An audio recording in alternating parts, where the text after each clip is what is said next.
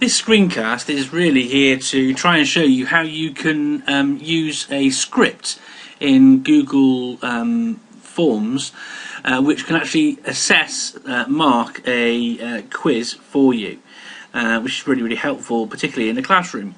I've done a fun music quiz using Google Forms, set up as you can see here. If you're not au fait with how to set up a Google form so that you can run an online survey, please acquaint yourself with it.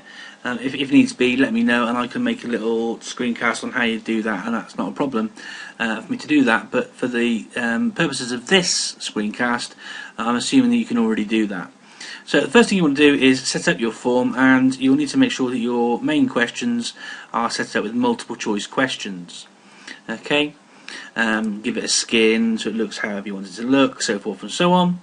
Okay, and then what you've got to do is basically go through to your music quiz in this view here, and you have to add a script on called Flubaroo.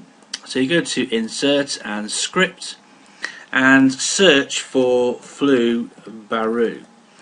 If you search for flu or flube or fleur or whatever, it won't find it, so you need to type in the full name there. So type in Flubaroo, hit search, and there it is. And you're going to install that onto this particular sheet. Okay? It takes a few moments to do that. And once it's done that, you'll notice that it will put an extra menu on the end of your list of menus. Just authorise that. You can now run the script, happy days, close that, and Flubaroo's on the end. Okay, now you'll want to get to grade the assignment, but you can't do that until you've actually put the set of correct answers in already yourself. Okay, so let's do that. My name is Mark, and I know that it was Bananarama. Quite funny if it had been Daft Punk. Speaking of Daft Punk, Tron was the film, and I believe that was Cliff Richards. So submit that. Okay, very good. Now, in order for you to actually run the actual Flubaroo as well, you have to have already actually run the quiz. I'm going to put a few makeshift ones in, like so you can actually see how it works. Submit that. Do that again. Let's put in John. Let's give John those answers. And let's just do one more person.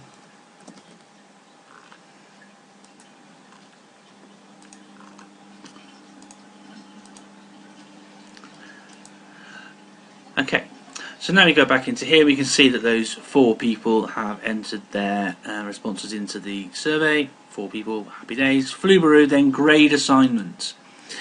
And the first thing that I want to find out from you on here is that